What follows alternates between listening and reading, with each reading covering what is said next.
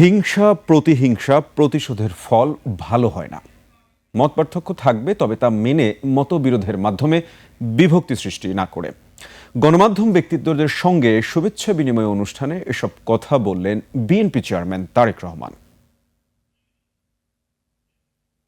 হিংসা, প্রতিশোধ, প্রতিহিংসা একটি মানুষ, একটি দল বা যেভাবে আমরা বিবেচনা করি তার পরিণতি কি হতে পারে আমরা দেখেছি 5ই আগস্ট।